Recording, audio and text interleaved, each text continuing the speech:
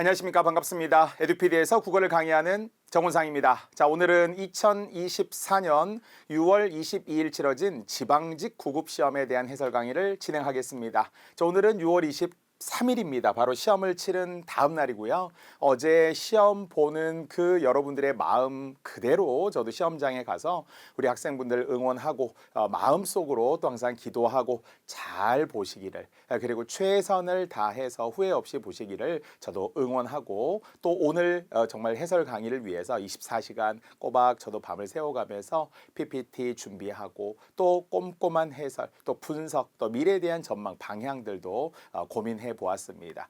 정말 소중한 시간이 될 수 있도록 준비했으니까요. 최대한 2시간 정도 여러분의 아까운 시간들, 소중한 시간들이 결코 낭비되지 않도록 집중해서 보시고 도움이 되었으면 좋겠습니다. 저는 이 도전이란 단어를 좋아합니다. 도전에는 실패가 없다. 도전은 정말 우리를 항상 성장해 준다. 바로 여기에도 우리가 도전이라는 단어는 과정이 있고 또 깨달음이 있고 경험이 있는 거죠. 다만 아쉬움은 남을 수 있습니다. 하지만 여러분의 그 도전이 결코 헛된 시간이 되지 않도록 우리를 성장하게 해주고, 그리고 결코 실패가 아니라는 것을, 시험을 잘 치르신 분들은 또 다른 도전이 기다리고 있고요. 또 아쉽게도 노력했지만 생각보다 점수가 나오지 않은 분들도 결코 낙담하지 않기를, 또 분명 우리는 다음 기회가 예비되어 있고 준비되어 있음을, 더욱더 다음에는 발전할 것이라는 믿음과 함께 여러분이 정말 실망하지 않았으면 좋겠다라는 생각을 항상 합니다.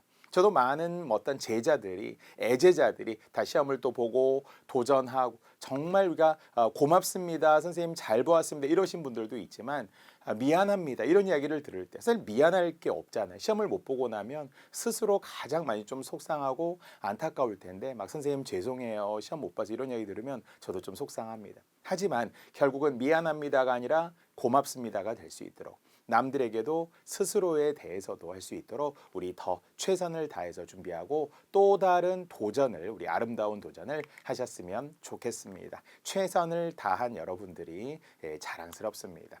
자, 이제 우리 지방직 시험, 저도 이야기했지만 이번에는 상암중학교, 마포구 상암중학교에 제가 직접 갔다 왔고요. 당일날 비가 왔죠. 지역에 따라 달랐을 수 있습니다만 서울을 비롯해서 제주도 같은 데 비가 많이 왔던 것으로 알고 있고요. 그래서 우산 쓰고 이렇게 들어가는 우리 학생들의 모습을 보게 되었습니다. 자, 역시 시험장에 들어가는 그런 학생들의 뒷모습을 볼 때마다 저 자신을 좀 경건하게 만들고 더 막중한 책임감을 생각을 하게 되거든요. 저 학생들에게 정말 합격할 수 있는 길을 보여주어야 할 텐데라고, 또 여러분들을 응원하는 분들, 가족, 친지, 지인, 친구, 후배 분명히 있다라는 걸 생각하시고 힘내시기 바랍니다. 자, 어김없이 올해도 저는 국검사에 가장 먼저 가다반을 올렸고요. 이제는 이제 시험 보자마자 답이 나오기 때문에 저도 역시 답을 보면서 학생들의 시험지들을 빨리 우리가 좀 입수하고 받아보아서 그 학생들의 답과 또 실제 제가 생각하는 답을 비교하기도 하는데요. 그래도 빠른 해설들, 그리고 정보를 제공하는 것이 또 선생님의 역할이다라고 생각을 해서 바로 당일에 제가 해설 답 이렇게 올리면서 벌써 400회 이상 이렇게 학생분들이 또 클릭해 주시기도 했습니다. 자, 올해 어김없이 13년 연속이라는 그 성실함의 연속성을 이야기합니다. 한 번 했다가 아니라 13년 동안 묵묵히 저도 저의 길을 걸어왔고 책임감을 다해서 학생들에게 빠른 해설들, 빠른 답안들을 제공해 드리려고 했습니다. 자, 이번 이제 지방직 구급시험에 대한 결과 한번 정리해서 보도록 하겠습니다. 자, 12,007명, 2,307명 정도 선발을 하는데 12만 8,334명이 지원을 했습니다. 사실 우리가 최대치로 보았을 때는 한때 20만 명, 최대 20만 명 정도 응시했던 것에 비추어 보면 정말 반토막이 났다, 절반 정도 줄었다 이렇게 말하기도 해요. 국가직 기준으로 보더라도 국가직에도 10만 3,446명이 지난 2024년 3월이었죠. 3월 23일 국가직 시험에도 지원했던 것에 비추어 본다면 지금 현재 10만 명에서 12만 명 정도 공무원 시험을 지원하고 있는 셈이죠. 물론 이제 수능 시험들 같은 경우도 한때 60만 명까지 보다가 지금은 46만 명 정도. 왜냐면 전체 학생 수가 좀 줄어들게 되면서 공인중개사 같은 경우도 사실은 한때 뭐 40만 명 이렇게 보다가 지금은 한 20만 명 이렇게 인원들이 전체적으로 좀 줄어들고 있는데요. 뭐 코로나 이후의 영향도 있고요. 또 어떤 그 경제적인 측면에서의 어떤 불안정함, 어떤 경제 침체 이런 것 때문에 공인중개사 폐업하는 데들도 많아요. 또 그만큼 막중한 법이 강화되면서 책임감도 늘어서 이런 것들 때문에 공인중개사의 지원도 낮다고 하고, 공무원도 사실은 뭐 낮은 봉급이라든지 아니면 뭐 처우라든지 또는 역시 약간 어떤 자존심이 상하는 부분들이 악성 민원들에 의한 경직된 조직들 이런 것 때문에 있기도 해요. 하지만 또 실제 제 제자분들의 이야기 괜찮습니다. 그래도 괜찮아요. 공무원 연금 생각, 정년 생각해 보면 이 직업 좋아요. 많이 추천해 주세요. 이렇게 이야기하거든요. 그래서 여러분이 지금 도전하고 시험을 보려고 또 응시하고 지원하는 것에 대해서 결코 뭔가 망설이거나 걱정이 없었으면 좋겠습니다. 잘 지원하셨고요. 그래서 결국은 조금 적게 선발하고 조금 적게 응시하는 만큼 여러분에게는 더 기회가 있다라고 생각하면 되겠습니다. 국가의 녹을 먹는 그래도 분명 우리는 안정되고 또 보람된 직업을 선택하려고 하는 거니까요. 그래서 어쨌든 크게 보면 12만 명, 12만에서 약 13만 명 정도 지금 지원을 하고 만여 명 정도, 전년도보다도 약 2천 명 정도 소폭 인원이 줄기는 했지만 여전히 1만 명 이상 각 지역 17개 시도에서 지금 공무원을 선발하고 있습니다. 자, 그래서 평균 경쟁률은 10.4대 1, 작년 10.7대 1보다는 조금 내려갔고요. 또 이것을 응시율을 기준으로 75.5대 1, 그러니까 75대 1 정도라고 75% 정도의 응시율이라고 생각을 해보면 경쟁률은 더 내려간다고 봐야죠. 뭐 정말 7.5대 1 정도 내려갈 수 있는 거예요. 그러니까 7명 중에 내가 합격한다. 과락을 면하고 전체적인 평균 정도만 높다면 분명히 안정된 점수가 된다면 합격할 수 있는 가능성이 지역에 따라서는 또 편차가 있잖아요. 그래서 충분히 여러분들이 희망을 갖고 도전하셨으면 좋겠습니다. 자, 국가직도 물론 선발 인원이 좀 줄었습니다만 그래서 지방직이 국가직보다는 훨씬 많이 선발을 하고요. 직렬도 많고요. 그래서 결국 지원자들이 국가직이 10만 명 정도, 지방직은 12만 8천 명 정도로 지방직이 더 많은 거죠. 자, 이번 시험에 대한 결과를 보면 다 공감하시리라고 생각을 하는데요. 자, 국어 과목에 한해서 의외로 쉬웠다. 비문학의 지문도 길지 않았고 정오답이 확실했고 헷갈릴 수 있는 문제들이 많지 않았고 지식 관련 문제들도 거의 출제되지 않았다라고 생각을 해야 되겠죠. 그래서 부담이 적었다. 준비한 지 얼마 안 됐음에도 불구하고 1년 이하 되신 분도 80점대가 나올 수 있고 또 정말 우리가 2년, 3년 공부하신 분들도 80점 이상 90점대 이렇게 나올 수도 있었기 때문에 80점대가 많은 시험이었다 이렇게 볼 수 있어요. 의외로 쉬웠다라는 평들이 학생들에 의한 평입니다. 자, 영어는 비교적 무난했다. 물론 영어는 언제나 어렵다라고들 학생들은 이야기하지만 그래도 80점 정도 나올 수 있었다. 뭐 그 이상 가능한 뭐 역시 상위권들이야 더 잘하시겠지만 뭐 과락이 난다거나 영어 자체에서 완전히 뭐 손을 못 댔다 이런 건 아니었다는 거예요. 그래도 영어 시험 치고는 우리 학생분들이 어려워하는 영어 시험 치고는 그래도 비교적 무난했다. 자, 한국사도 이제 예전에 비해서는 정말 지엽적인 암기들이 좀 덜 나오는 추세잖아요. 그래서 대체로 평이했다. 그래도 헷갈릴 수 있는 문제 아주 소수 일부 있었지만 그럼에도 불구하고 역시 한능검도 전체적으로 뭐 예전보다는 조금 쉬워지는 특히 우리 공무원 한국사 시험이 전에보다는 조금 평이하게 출제되는 편이라서 역시 80점, 90점 이상은 노력하신 분들은 뭐 충분히 나올 수 있었다라는 이야기를 하고요. 자, 이제 문제는 행정학, 행정법이라는 거죠. 자, 아는 것처럼 결국 이제 과거에는 공통 과목이다, 선택 과목이다 이런 용어가 있었지만 지금은 행정학, 행정법이 기본적으로 들어가는 필수 시험이면서 오히려 전문성을 강화하기 왜 공무원들이 행정에 대해서 알아야 되기 때문에 행정학과 행정법을 더욱더 강화하는 추세라는 거예요. 공직 적격성에 비춰본다면 행정학 행정법을 훨씬 더 전문적으로 지금 우리가 공부를 해야 된다라고 국가에서 보고 있습니다.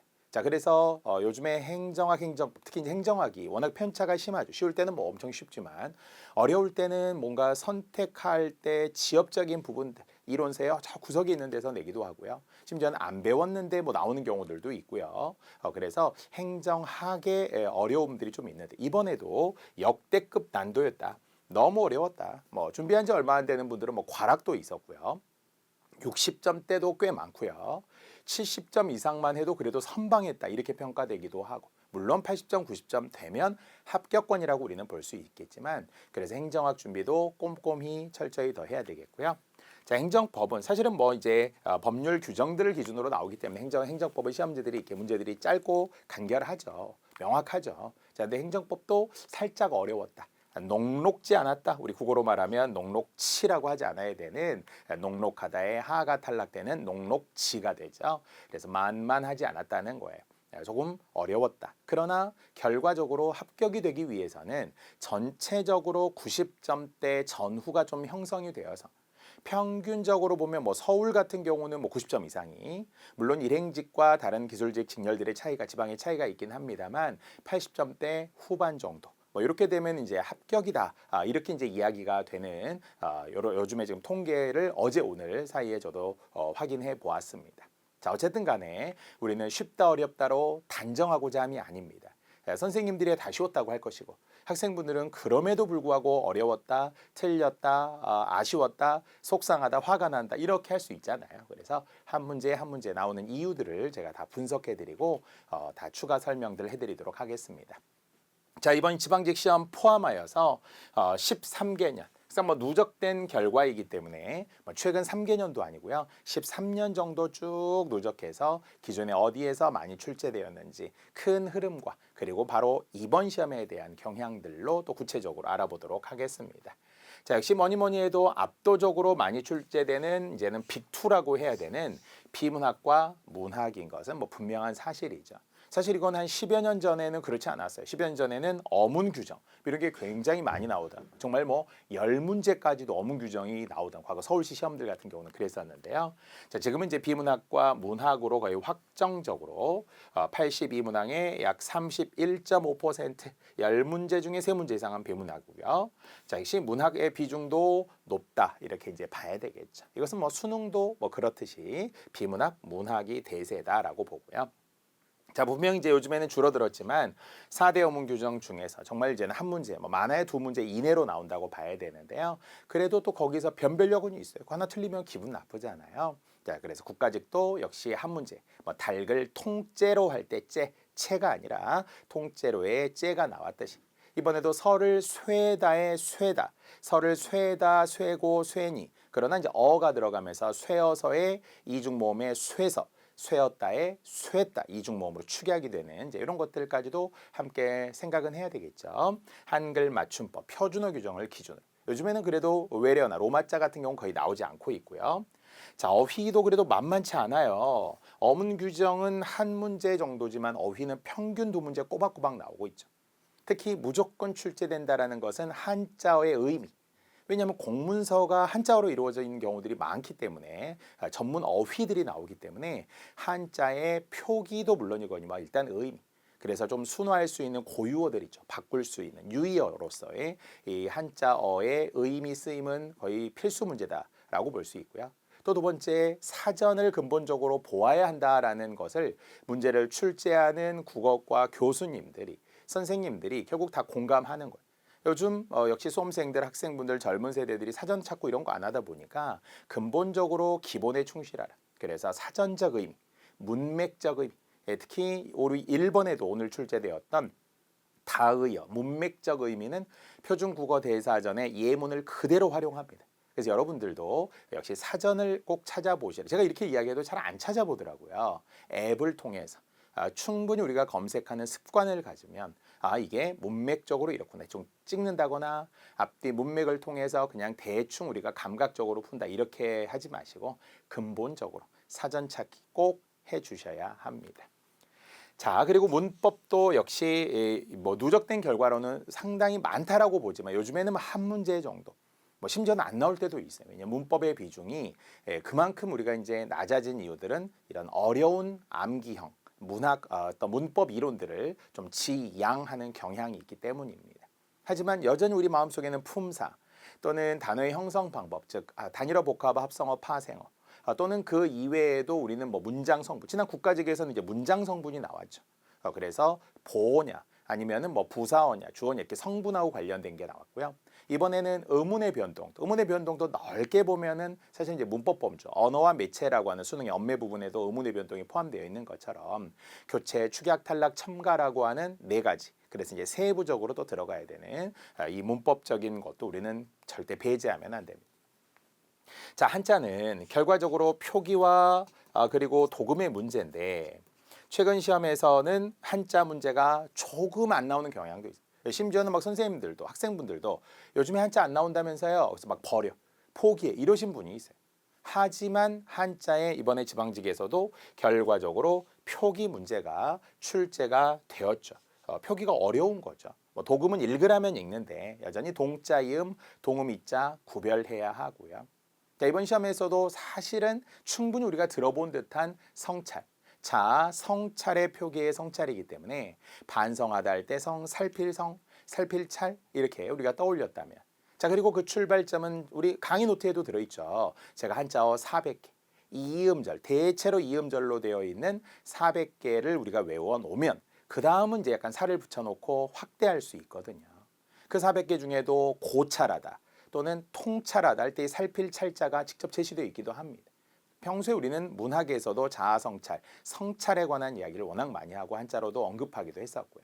자, 그래서 어쨌든 한자의 표기 부분에서 포함되어 이번에도 시험에 출제되었다라는 것. 자, 한자도 지방직 시험에 한 문제 뭐 꾸준히 나온다. 13년 동안 14문제니까 평균 한 문제 이상은 계속 나왔다고 보아야 하겠죠. 자, 이제는 한자 성어가 조금 줄긴 했지만 평균적으로는 거의 출제되었고요. 한자 성어 11문제 누적된 결과. 이번에도 직접적이지는 않았지만 천석고항이란 이황의 도산 12곡 속에 천석고항을 알았어야 이게 자연을 병처럼 사랑한다는 거고. 그럼 관동별곡하고도 연계되죠. 강호의 병이 깊어 천석고항 연하고질 이렇게 우리 항상 했던 거거든요. 그래서 직접적인 한자 성어는 아니었지만 이게 무슨 세속에 대한 그리움과 전혀 상관이 없는 오히려 자연을 사랑한다, 자연에 묻혀 지내는 즐거움과 관련되어 있음을 한자 성어에서도 우리가 의미를 도출할 수도 있었어요. 한자 성어 누적된 결과 어법, 쓰기, 쓰기도 역시 고쳐쓰기 영역은 뭐 꾸준히 출제된다 이렇게 봐야 되고요. 토론과 토의 또는 뭐 강연 이것이 이제 대화와 많이 연계되기도 하는데요. 요즘에는 역시 말하기, 듣기, 읽기, 쓰기 영역 중에서도 이 말하기와 관련된 대화 또는 강연 이런 게 한 문제씩 또 출제돼요. 토론, 토의도 그렇습니다. 자, 요즘 많이 줄어든 속담 그리고 대화 부분도 꾸준히 한 문제씩 나온다 이렇게 이제 보아야 하고요. 역시 요즘에 잘 안 나와서 저도 학생분들에게 너무 많이 하지 말아라. 어려우니까 학생들이 싫어하는 고전 문법, 훈민정음, 용비어, 청아 이런 부분들은 조금 줄어들고 있기는 해요. 그렇다고 또 무조건 배제해서도 안 돼요. 나올 수도 있다. 수능에서는 여전히 고전 문법, 훈민정음이라든지 용비어 청가라든지 소학원이라든지 지문도 물론 있지만 실제 문법적인 요소들, 이 형태, 뭐 조사의 이 형태 같은 경우 그래서 역시 모음 조화와 관련된 뭐 이런 것들도 여전히 활용되고 심지어는 훈차, 음차 이렇게 활용되는 향찰 표기 있잖아요. 이런 것도 뭐 이번 2024년 기준으로 보면 고등학교 3학년의 육모라고 하는 6월 모의평가에서도 이 훈차, 음차 문제들이 나와요. 그러니까 완전히 배제되는 국어 어떤 영역은 아니거든요. 그래서 어쨌든 여러 가지 골고루 출제되고 있지만 아무래도 우선순위 중심으로 여전히 우리는 빅2라고 했던 비문학, 문학의 비중을 집중적으로 우리는 이제 공부하되 그러나 고득점을 받기 위해서는 이 두 가지 영역이 100%를 차지하지는 않잖아요. 두 가지를 합쳐도 약 50% 정도밖에 안 되는 거예요. 그래서 나머지 영역들 여전히 어문 규정 또는 어휘 또는 문법, 한자 그리고 나머지 한자 성어, 어법, 쓰기 영역, 토론, 토의, 속담, 대화, 언어, 예절, 고전 문법 등등도 있다. 어느 부분에서 많이 나오는지는 우리가 분명히 알고 있어야 하니까요. 자, 그래서 이제 이번 2024년 지방직 서울시 포함된 이 국어 시험의 출제 결과를 보고 고난도도 확인하고 이제 1번부터 하나하나 설명해 드리도록 하겠습니다. 자, 2023년과 비교했을 때 결국 대동소이했다. 크게는 같고 조금은 달랐다는 건데요. 자, 비문학도 8문제, 9문제, 한 문제 정도 더 늘었을 뿐이지만 강연이라는 영역을 비문학에 넣었기 때문이지 사실은 넓게 보면 거의 비슷합니다. 자, 문학 네 문제 같아요. 어휘 두 문제 같아요. 대화 한 문제 줄었고요.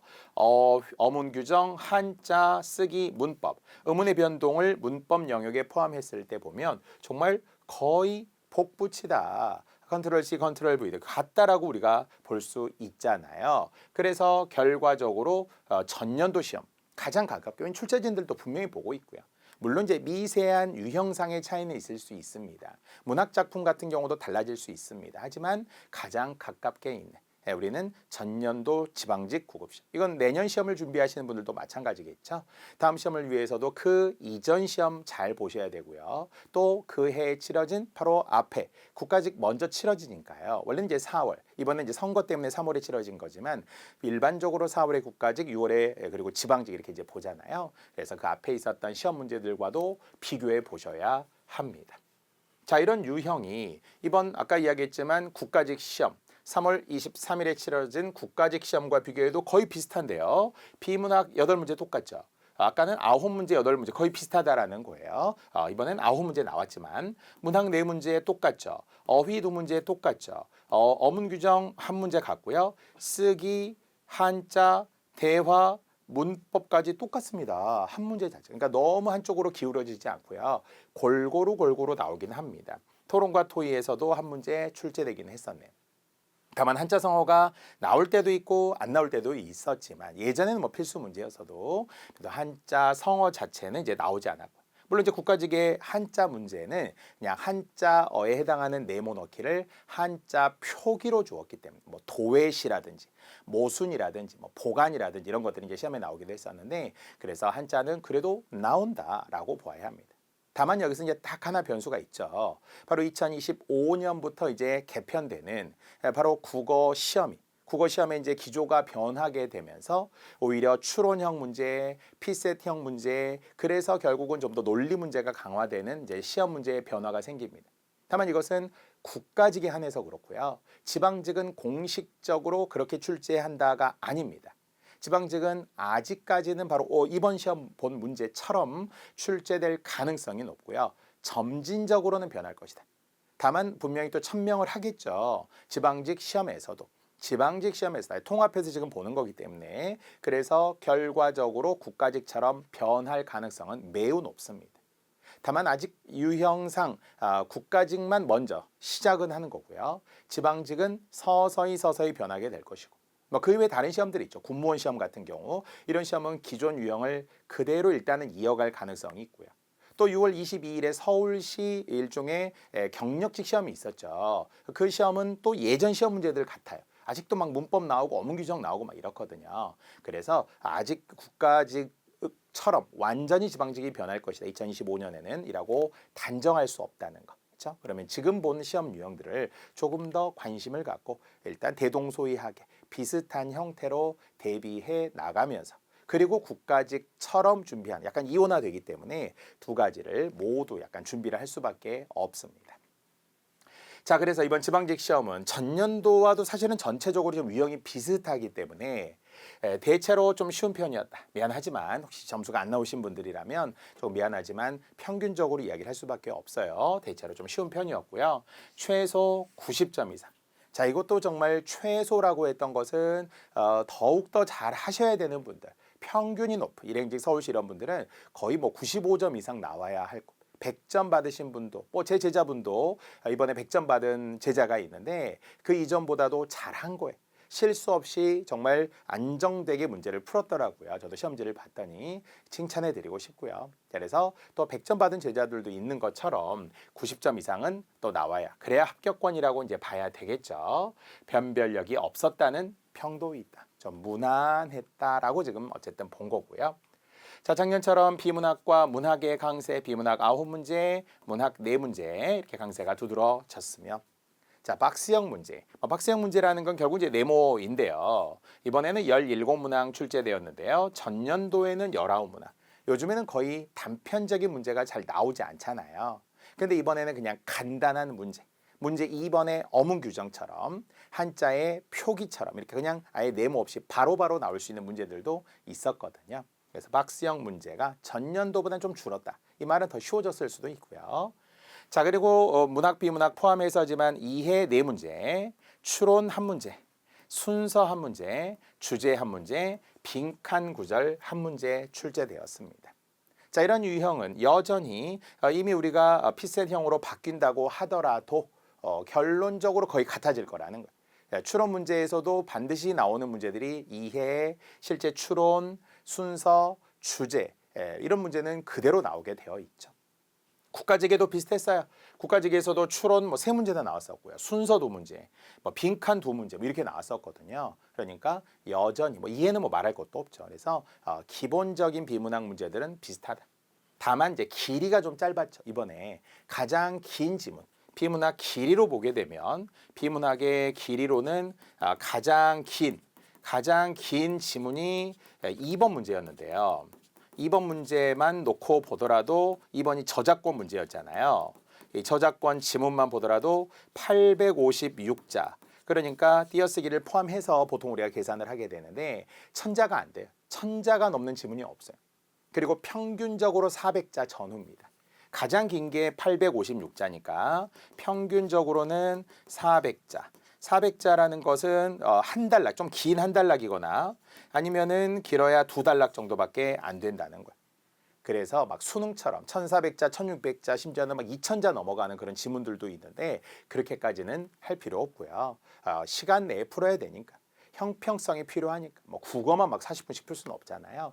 그래서 가능하면 1000자 이내. 그러나 문제는 명료해야 되겠죠. 우리가 이런 지방직 시험을 또 국가직 시험을 선호하는 이유는 읽으면 말들이 명확하잖아요. 막 논란이 없고 뭔가 이상하고 문제가 되게 좀 지저분하고 이런 느낌이 없잖아요. 그래서 함정도 막 너무 더티하게 파지 않고요. 그래서 딱 보면 안정적인 답을 줄 수 있고 그리고 길이에 대한 압박감이나 부담감도 줄여도 되니까 노력하시는 만큼 분명히 점수는 오른다라고 믿으셔야 합니다. 자, 그러나 아까 우리가 문학, 비문학만 하더라도 절반밖에 안 되니까. 물론 13문제네요. 보니까 65%. 65%밖에 안, 65점밖에 안 되니까 이제 나머지 여전히 암기해야 할 부분은 암기해야 된다고 했어요. 이번에도 한자 한 문제, 어휘 두 문제 이렇게 출제됐다고 했잖아요. 지식이죠. 지식을 배제하면 안 돼요. 그런 거 외워야 되나요? 한자 포기했어요. 하면 안 되죠. 사실은 여기 어휘 안에도 아까 한자어와 관련된 의미 여전히 우리는 뭔가 고찰하다, 헤아려 보다 뭐 이런 것들의 의미와 원래 이제 단어가 주는 의미와 이런 걸 우리가 문맥적으로 고유어 한자어로 잘 대체할 수 있어야 되잖아요. 그런 의미에서 역시 한자는 절대 배제하지 말아야 한다라고 강조하고요. 자, 그러면서도 이제 아까 이해 문제가 표면적으로는 네 문제, 비문학, 문학 모두 포함되지만 객관적 이해. 늘 이야기했던 이해라는 말의 정의, 잘 알아서 받아들인다. 정말 무엇을 말하는 건지 추론도 그렇지만 그렇게 말하지 않았어야죠. 비약이돼서도 안 돼요. 왜곡돼서도 안 돼요. 확대 해석해서도 안 돼요. 오역해서도 안 돼요. 인과관계 뒤바꾸어서도 안 돼요. 너무 지나치게 우리가 오버해서도 안 돼요. 이런 것들을 결국은 객관적 이해 바탕을 두고 이해, 추론, 비판해야 합니다. 자, 분명 잘 생각해 보면은 쉬운 문제가 많았고요. 어려운 문제가 적어요. 하지만 또 그렇다고 해서 어려운 문제를 우리가 뭐 쉬운 문제를 잘했다고 잘한다 이런 게 아니고요. 그러니까 만약 따지고 보면은 이번 시험에서 한 70점 정도. 그럼 70점은 거의 약간 평균치에 가까운. 어쩌면 대부분 이제 분들이 약간 70점대는 상회하지 않았을까라고 저는 개인적으로 생각을 하고요. 이제 그 다음 중요한 것은 나머지 문제들. 우리는 언제나 이야기하는 고난도 5문제. 진짜 고난도일지 아닐지도 몰라요. 나는 이게 더 쉬웠었는데 고난도가 아니었지만 사실은 쉬운 문제를 틀리는 분들도 있고요. 네, 평균적으로 우리가 뭐 정답률 이런 걸 냈을 때 고난도에 몰려있는 뭔가 이유가 있겠죠. 자, 그래서 바로 우리는 이 어려운 문제에 최대한 선택과 집중을 통해서 해결해야 하고요. 그럼 분명히 뚜렷이 구별된다라는 거. 자, 문학은 이제 뭔가 지식으로 이 작품의 주제가 뭐다 이렇게 외우는 건 아니에요. 물론 고전 문학은 필요해요. 오늘 또 시조 4편 있지만 딱 보면 이 시조의 주제가 뭐였다. 누가 썼다. 이 정도는 우리가 어느 정도 아는 게 좋잖아요. 하지만 이번에 나왔던 소설, 박태원의 소설 피로라는 소설이나 아니면은 박목월, 청록파 시인 박목월의 불국사라는 시나 사실 잘 모르시는 분들이 많아요. 그래도 선지 보니까 틀린 거 하나 보이잖아요. 선지 보니까 말도 안 되는 거 있잖아요. 자, 그런 식으로 우리가 적절하지 않은 것 중심으로 또 힌트를 준다는 거. 그러니까 막 지식으로 문학을 외우려고 하지 말고 또 어떻게 감상, 이해, 감상이 또 필요하겠죠. 자, 이제는 우리가 고난도 문제 5문제 바로 잠시 후에 확인해 볼 건데요. 예상하는 고난도는 있죠. 언제나 쉽고 어렵고와 상관없이 한자 문제. 이건 좀 고난도에 가깝고요. 또는 이제 유형상으로는 추론 문제 그럼 약간 좀 겁이 나기도 하고요. 이번에는 쉬웠지만 순서 문제도 뭐 외워서 푸는 게 아니기 때문에 언제나 볼 때마다 좀 집중해야 되고요.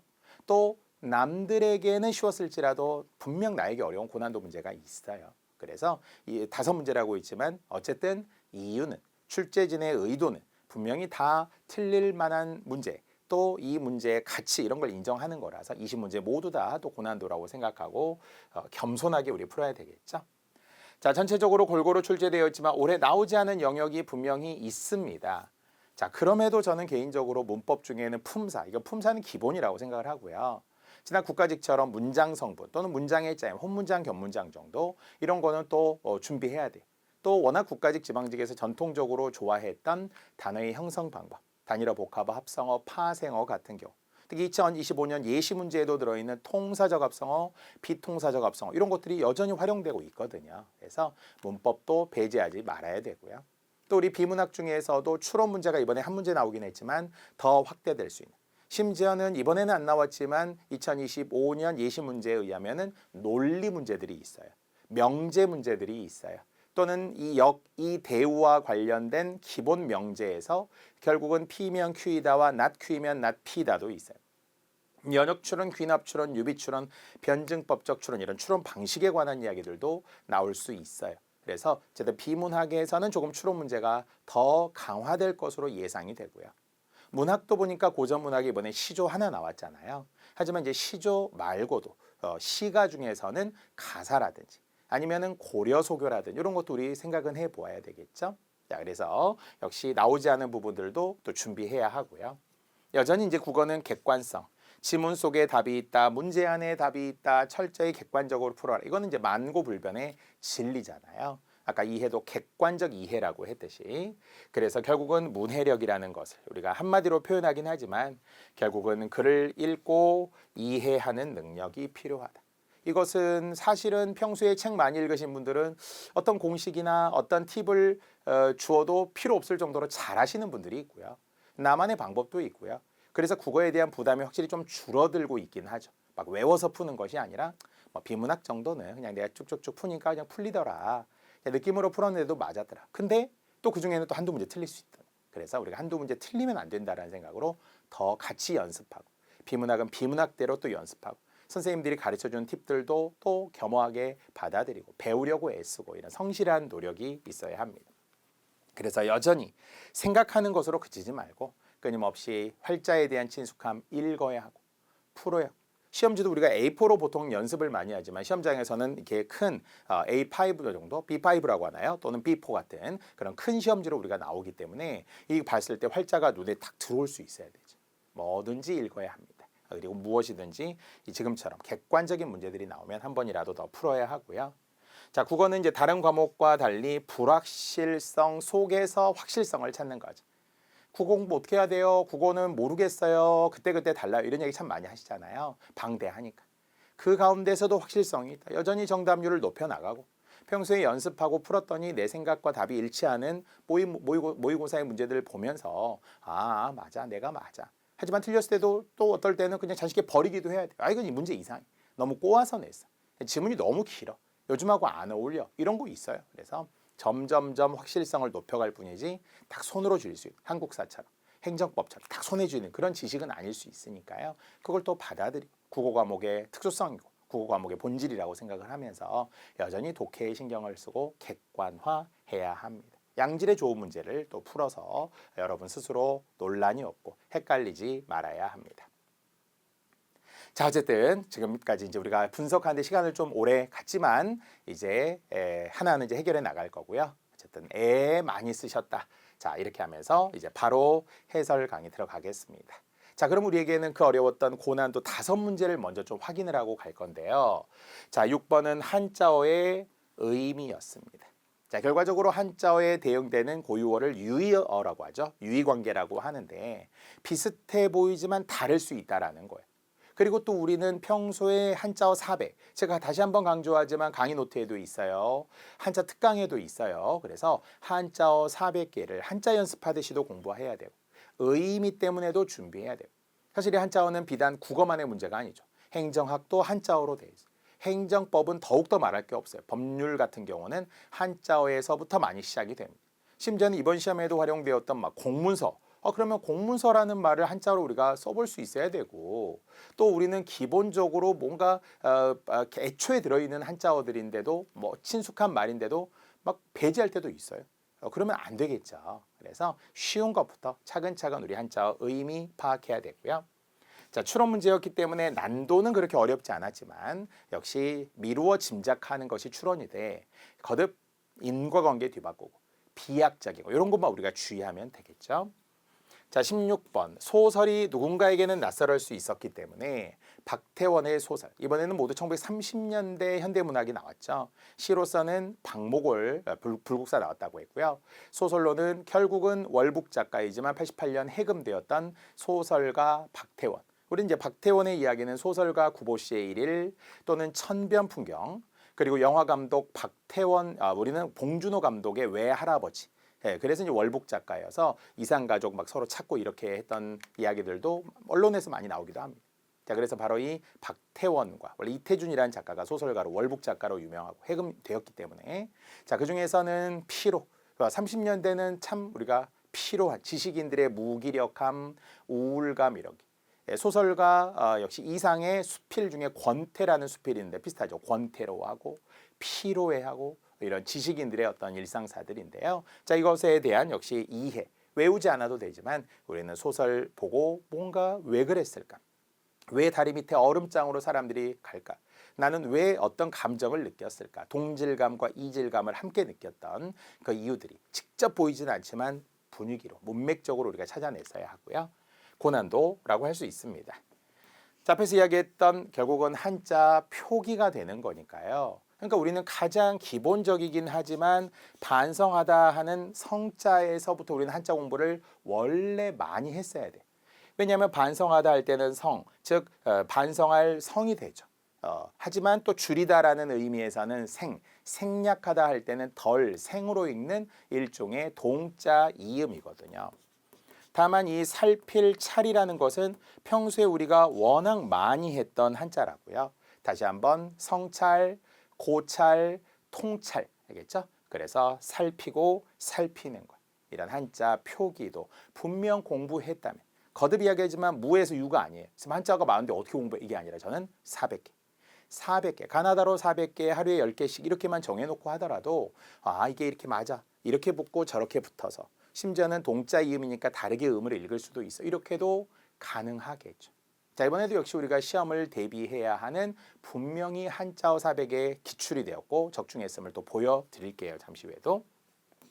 자, 20번의 대화입니다. 주무관의 전문적인 이제 공무원의 업무를 담당하는 주무관이라는 사람들을 등장을 시켜서 대화의 양상을 보는데 절충. 사실 이것도 절충이라는 단어만 알았어도 물론 들어보았잖아요.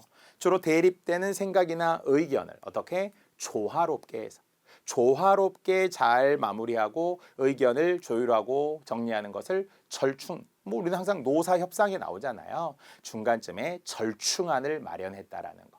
다만 절충하지 않았어요. 저도 그렇게 생각해요. 동의합니다. 동의하는 것은 절충이 아니잖아요. 자, 그래서 결과적으로 이 안에는 숨어있는 어휘들이 많다는 거예요. 한자어, 기본 어휘, 국어의 기본이 되겠습니다. 자, 고난도 벌써 생각나죠? 벌써 이거 아깝게 나도 정말 틀렸어 안타까워 이러신 분들이 있을 거예요. 그래도 100점을 목표로 우리가 가는 거기 때문에 미세한 하나하나 놓치지 않고 봤으면 좋겠습니다. 자, 이제 지금부터 문제 1번으로 들어가겠습니다. 자, 1번 딱 보는 순간 우리는 그런 유형이구나. 문맥적 의미구나. 물론 이제 문맥적 의미라고 하는 것은 결과적으로 다의어와 관련된 이야기잖아요. 물론 동음이어처럼 우연히 소리는 같고 뜻이 전혀 다른 동음이어도 있지만 그거는 아예 다르니까 눈과 눈의 차이를 알고 말과 말의 차이를 알고 밤과 밤의 차이를 알기 때문에 이미 이런 거는 구별이 돼요. 그런데 이 문맥적 의미는 분명 크게는 비슷해 보이잖아요. 그 다이어죠. 크게는 비슷하지만 구체적으로 들어갈수록 이것은 다른 거죠. 그러니까 우리는 구체적으로 다르다라는 걸 알고 그럼 확인을 할 수밖에 없죠. 어떻게? 앞뒤 문장 성분 보고 심지어는 뭐 사람인지 사물인지도 비교해보고 목적어에 대응되는 타동사인지 목적어가 없이 부사어거나 그냥 일반적인 뭐 자동사 부사와 연결되는 자동사거나 한 자리 서술어거나 뭐 이런 것들이 있을 수 있잖아요. 자, 그래서 이제 문맥을 살펴볼 수밖에 없는데 사전에 의하면 듣다. 사전에 의하면 기본형 듣다는 다의적인 관계로 보았을 때 다의적으로는 그 뜻이 무려 9개. 9개나 있어요. 그러니까 많겠죠. 비슷하지만 다른 게 9개라는 거예요. 그러면 이제 우리는 구체적으로 더 들어갈 수밖에 없겠죠. 동음이어는 없다고 봐야 돼요. 듣다라고 하는 것이. 물론 뭐 예고어 중에 빗방울 듣는 소리, 빗방울 떨어지는 소리 뭐 이런 거 있어요. 이제 그런 거 말고 우리가 당연히 소리로 듣는 일종의 귀로 듣는 듣다를 생각했을 때 자, 그러면 아이가 말을 참 잘 듣는다. 물론 아이가 말을 참 잘 듣는다인데 여기 숨어 있는 것 중에 누구의 말을 잘 듣겠죠. 엄마의 말을 잘 듣든지 선생님의 말을 잘 듣든지 뭐 있을 수 있겠죠. 그리고 참 잘 들어요. 앞에 부사 2개가 연달아 나왔잖아요. 이런 걸 이제 다른 예문에도 동일하게 끼워놓고 교체해보고 호환이 가능한 걸 찾으면 가장 가까운 문맥적 의미죠. 다 외울 수는 없으니까요. 자, 그런데 벌써 1번은 약이잖아요. 약은 잘 들어. 그러면 약이 나에게 잘 효과가 있다 이거잖아요. 효험이 있다 이런 거니까 이건 좀 다르죠. 자, 2번은 선생님의 말씀을 잘 들어라. 명령형으로 나와 있을 뿐이지만 선생님의 말씀을 잘 듣는다. 뭔가 비슷한데요. 선생님의 말씀을 잘 들어. 아이가 선생님 말씀을 잘 듣고 잘 들어라, 잘 듣는데 잘 듣자. 뭐 활용은 활용인 거고 활용이 중요한 게 아니라 앞에 있는 대상이나 앞에 있는 성분을 보고서 유사하게 이쪽에 오버랩 끼워 맞춰서 딱 합쳐질 수 있는 거죠. 비슷하네요. 여기도 참 넣어도 되잖아요. 참. 물론 그렇게 봤으면 여기도 약은 나에게 참 넣을 수 있잖아. 근데 약이잖아요. 약이기 때문에 이게 들어가고 안 들어가고는 좀 중요한 게 아니에요. 자, 그는 과목을 듣겠죠. 누가? 내가. 과목을 우리는 뭐 이수하는 거잖아요. 이거 또 다르죠. 4번도 브레이크가 말을 듣지 않는 거죠. 브레이크, 기계 장치 잘 작동이 되어서 결국 브레이크가 결과적으로 뭔가 잘 제어가 되는 거잖아요. 다르죠, 성격이. 그래서 사람이자 말을, 벌써 말을, 뭐 이게 좀 똑같이 있으니까 그렇게 보면 말이나 말씀이나. 자, 이제 의미상으로는 그렇습니다. 다른 사람의 말을 받아들여 그렇게 하다. 누구의 말을, 아까 선생님의 말을 하고 여기 있을 거 아니에요. 잘 받아들인 거죠. 그렇게 했다는 거죠. 그렇지 않으면 이제 말을 잘 듣지 않는 거죠. 선생님 말씀을 잘 듣지 않는 거죠. 그래서 정답 2번이 문맥적으로 가장 비슷하더라. 그럼에도 안타깝게 오답자하고 있어요. 뭔가 비슷해 보였어요. 헷갈렸어요. 다 듣다잖아요. 이러면 안 된다. 다이어는 중심 의미에서 주변 의미로 확장된 의미, 전위적 의미, 2차적 의미. 그러니까 문맥을 더 보라는 거잖아요. 외우지 않아도 되지만 문맥은 문맥대로 꼼꼼히 살펴야 하고요. 자, 반면 나머지는 어떻다고 했죠? 약. 약은 결국 효험이 있어요. 약이 잘 들어, 약이 안 들어, 이거겠죠. 자, 아까 과목이니까요. 학기에 바로 수업이나 강의에 참여하여 어떤 내용을 배우는 거죠. 이수하는 거라고 했고요. 자, 브레이크니까 기계 장치 같은 거. 이게 정상적으로 움직이다. 급발진이죠. 안타깝게 그런 사고가 나면 브레이크가 말을 듣지 않았어요. 정상적으로 작동하지 않았어요. 지금 이거죠. 자, 문제 1번입니다. 자, 결코 우리는 이런 문제에 틀려서는 안 되잖아요. 5점인데, 무려 5점인데. 그래서 1번, 여전히 문맥적 의미 이런 유형은 한 문제 대비해야 돼요. 지난 국가직에도 거의 똑같은 문제가 나왔죠. 듣다가 아니었을 뿐이지만 결국은 네모와 같은 거, 네모와 다른 거 이런 유형들이 출제되고요. 자, 놀랍게도 바로 여기에 있는 예문 5개는 100% 표준 국어 대사전, 표준 국어 대사전에 등재되어 있어요. 일치합니다. 그러니까 문제를 낼 때에는 출제진들이 사전에 있는 예문을 그대로 주거든요. 그래서 친숙하라고. 여러분이 처음에는 귀찮고 시간이 아까울 것 같지만 장기적으로 보면 이것이 가장 객관적인 시험이라는 것을, 그게 필요하다라는 걸 인식하는 순간 국어를 잘하게 돼. 생각이 바뀌는 거죠. 지금까지와 달리. 그래서 사전 찾기 꼭 해주세요. 자, 문제 2번 유일한 어문규정 문제였었죠. 물론 여기서 말하는 쓰임은 표기를 지금 말하는 것으로 보아야 하는데요. 쓰임은 넓은 의미의 이제 쓰임인데 문맥적으로 잘 썼느냐 하는 것도 있지만 표기가 맞냐 틀리냐라고 지금 여기서는 물었다고 봐야 합니다. 자, 그랬더니 그래도 헷갈리는 것이 1번, 2번 중에 하나였어요. 그렇죠? 3, 4번은 이제 공부하신 분은 충분히 알았으리라고 저는 생각을 하고요. 자, 2번을 보니까 설을 쇠다 이렇게 돼 있잖아요. 용언이 나오면 어디에서 출발해야 된다? 기본형. 그래서 설을 쇠다고 지내는 거고요. 자, 이때 설을 쇠다는 그냥 이 단어 자체가 쇠죠. 뭐 소위의 준말 이런 거 아니고요. 자, 그래서 활용을 하다 보니 설을 쇠다, 설을 쇠고, 설을 쇠니 하다가 다만 이제 어가 들어갈 때는 설을 쇠어의 축약인 설을 쇠 아닌 설을 쇠어서의 설을 쇠다 뭐 이런 거 있죠. 설을 쇠다.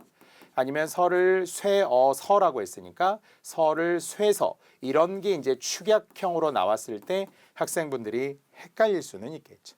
아직도 설을 쇠서 이런 분들이 있을지도 몰라요. 설을 쇠다 뭐 이상하죠.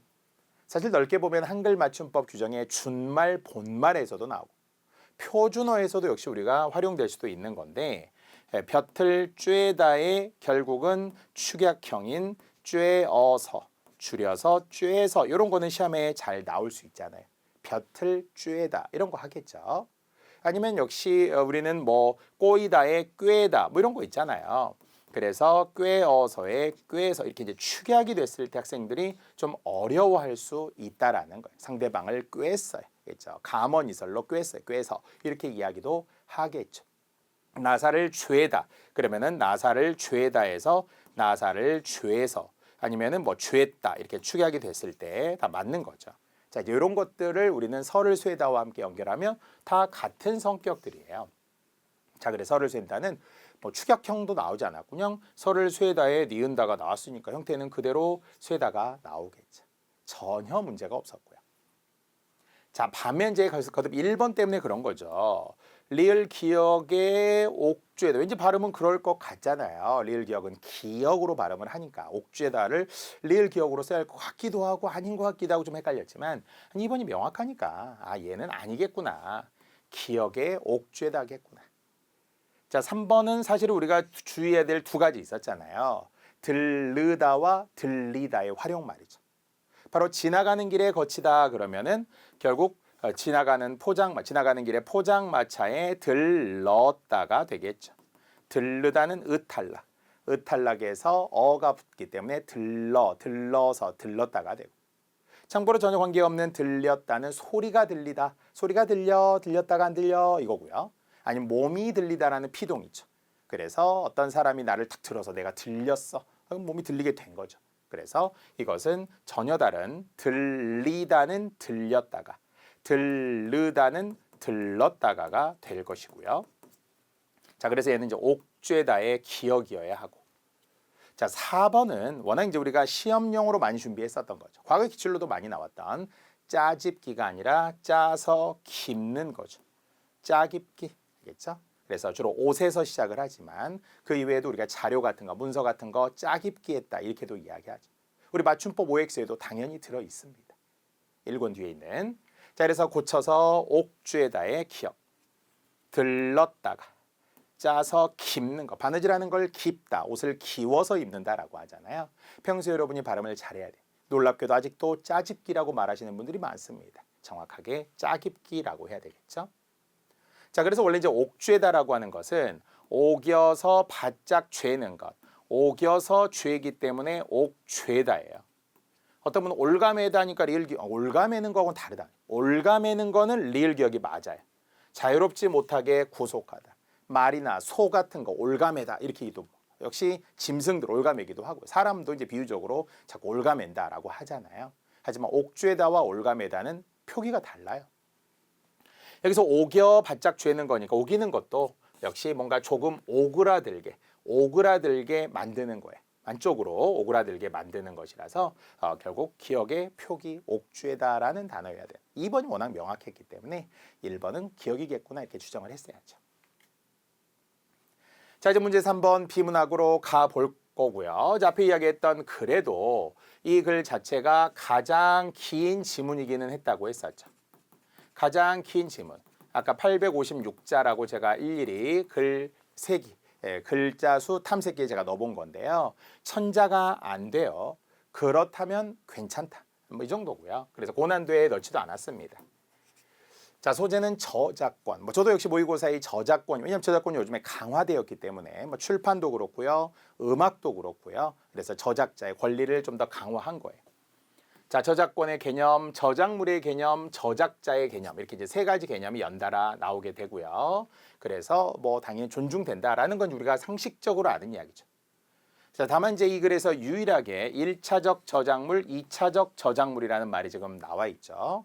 당연히 내가 이걸 썼어, 만들었어. 그럼 1차적 저작물이죠.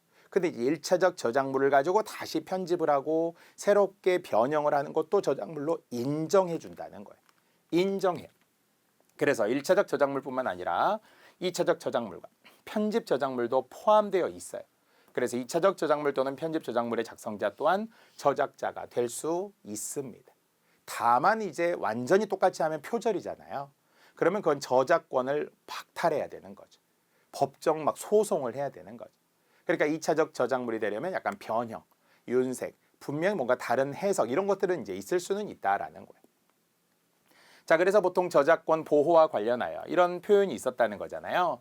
거인의 어깨 위 난쟁이는 거인보다 멀리 볼 수 있다. 약간 청출어람처럼 말이에요. 거인이 더 크고 거인의 어깨에 난쟁이는 작지만 오히려 난쟁이가 더 멀리 위에 올라가서 보니까 빠르게 2차 저작물 같은 거를 만들어내기도 하고 또 뭔가 새롭게 창작하는 데 도움이 될 수도 있다라는 거예요. 과학계 연구들이 그렇죠. 앞서 진행해왔던 연구 결과를 토대로 하지만 그걸 바탕으로 새로운 연구를 또 이어가는 거죠. 하늘 아래 새로운 것은 없다. 이렇게. 자, 이제 그렇게 인정해 주기도 한다는 거고요. 다만 이제 우리가 주의해야 될 말이 있어요.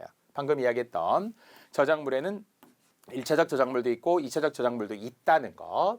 2차적 저작물이나 편집 저작물도 저작자가 될 수 있다. 작성자가 될 수 있다. 그냥 이 정도의 언급만이 있을 뿐이지. 그렇다고 소개만 했을 뿐이지. 그렇다고 해서 바로 1차적 저작물과 2차적 저작물의 차이. 물론 차이가 되려면은 다르다는 거잖아요. 다르려면 어떻게 해야 돼요? 두 가지를 비교해야 되잖아요. 1차적 저작물은 무엇인데 비해 2차적 저작물은 어떠하며 2차적 저작물과 달리 1차적 저작물은 어떻고 이렇게 둘 사이를 계속 차이점, 공통점이 아니더라도 다르다 반면 차이가 있다 이런 말이 있어야 확실한 차이죠. 근데 결과적으로 둘을 비교하거나 아니면은 다르다 차이점이다 이런 말 자체는 나오지 않았다는 거예요. 그러니까 우리가 가장 위험한 것은 이렇게 단어만 나올 때잖아요. 봤죠? 여기 있죠. 있는데 그러나 그 둘을 차이점으로 세부적으로 나누어 말하지는 않았다는 거예요. 따라서 결과적으로 차이에 대한 거는 없고요. 그럼 그건 뭐라고 해야 되죠? 아까 이야기했죠. 1차적 저작물과 2차적 저작물이 무엇인지 아니면 저작물에는 이렇게 두 가지가 있구나. 그걸 우리는 뭐라고 해요? 종류. 그냥 종류에 대해서는 이야기할 수 있다는 거예요. 1차적 저작물이 있고 2차적 저작물이 있다라는 정도만 소개한 것뿐이죠. 다시 한번 이 종류를 말한 거하고 차이점에 대해서 이야기한 거하고는 전혀 다르다라는 거. 단 그래도 이 정도는 우리 학생분들이 좀 하지 않았을까? 그렇죠? 아주 어렵지는 않았으나 의외로 좀 헷갈려하는 분들이 있었어요. 의외로. 자, 그럼 아까 우리 첫 단락의 저작물도 저작자도 저작권도 개념을 각각 정의했잖아요. 개념이나 정의나 똑같은 말이고요. 둘 다 맞습니다. 자, 또 저작물에 대해 창작자가 지녀야 할 태도. 그럼요. 그래서 우리는 거인의 어깨 위에 난쟁이가 있어 이런 거 했지만 다만 그럼에도 불구하고 허락을 받아야 하거나 대가를 지불해야 한다는 것도 분명히 알아야 돼. 창작자가 지녀야 할 태도라는 것도 여기에 있어요. 창작자는 하고 주어가 지금 시작이 된 거잖아요. 창작자는 알아야 한다, 잊지 말아야 한다 이게 여기에 있고요. 또 저작권을 보호해야 여기 그대로 나오잖아요. 저작권이라는 권리를 부여해서 보호해야 하는 이유에 대해서 분명히 좋은 저작물이 많이 나와야 하기 때문에 이런 식으로 보호는 해야 되잖아요. 어깨 위에 있지만 그대로 똑같이 막 노래 표절하면 우리 사실은 지탄받잖아요. 비난받잖아요. 그렇죠? 그래서 역시 문학 작품도 표절하고 이런 거 노래도 예술도 이런 것도 있긴 하지만 마음대로 하면 안 되죠. 보호받아야 되는 그러한 이유에 대한 것도 명시되어 있습니다. 이유 때문에 이렇게. 자, 그래서 나머지 내용들이 여기에 다 이미 순서대로 가더라도 1번은 여기에 있고요. 또 3번은 여기에 있고요. 4번은 여기에 있죠. 이 순서대로 다 제시되어 있었습니다. 자, 이제 단순히 소개하고 또 안내하고 또 아까 종류를 이야기한 거와 차이점을 말하는 것은 전혀 다르다. 구별할 수 있겠죠. 자, 우리 4번까지만 가봅시다. 자, 원인 이것도 뭐 지문으로 보면은 한 400자 정도. 400자 살짝 지금 넘어요. 그래서 짧죠. 한 단락이고. 사실은 단락이 하나라는 건 주제가 어디에 있다? 처음 아니면 끝에 아예 있어야 되겠죠. 하나의 글에는 하나의 주제가 있어야 되고 사실 이 글의 가장 핵심은 첫 문장이에요. 급격하게 돌아가는 현대적 생활 방식은 종종 삶을 즐기지 못하게 방해한다는 것이 뒤에서 예시죠. 끝까지 예시 주제 여기에 있잖아요. 그럼 결과적으로 왜 연주를 듣기 위해 서 있는 사람이 없었을까요? 출근길이었죠. 그리고 급격하게 아니 아침에 바쁘잖아요. 누구나 다 빨리 가야 돼요. 지각하면 또 혼나요 직장에서. 그러니까 빨리 가야죠. 약속이고. 그러니까 아무리 훌륭한 연주자, 음악가가 있지만 바이올리니스트가 있지만 우리는 그냥 보고 넘어갈 수밖에 없는 거예요. 이것은 단순히 뭐 지하철역이라서도 아니고 뭐 사람이 많고 적고 이런 게 아니고요. 백달러 입시 이런 얘기가 말도 아니죠. 그렇죠? 그래서 급격하게 우리가 급격하게 돌아가는 현대 우리가 늘 바쁘다는 거죠. 바쁘고 바쁜 현대인들이다 보니까 출근길이라서 어떤 좋은 음악도 사실 들을 여유가 없었던 거죠. 안타깝게. 그래서 벌써 출근하는 사람들 여유가 없었다. 사실은 밑줄의 답은 밑줄 앞뒤에 당연히 있어야 되지만 이게 한 단락이니까 아까 했던 400자 정도의 한 단락이니 첫 문장 그리고 그 앞에 있는 내용들 이런 걸 확인하는 순간 일반적 진술이 명시되어 있을 것이다. 그래서 또 쉬웠다는 거. 길이도 짧았고 정답도 바로 앞에 있었고. 자, 문제 4번까지입니다. 자, 우리는 앞에 분석부터 왔기 때문에 시간 좀 갔는데요. 이제 남아있는 시간 진짜 고난도는 이제부터죠. 5번부터 20번 사이에 5문제를 우리가 또 선택해서 더 집중해서 설명해 드릴 테니까 끝까지 우리 뒤에 해설 강의 보시기 바랍니다. 자, 이제 1강은 여기까지 일단 마무리하겠습니다.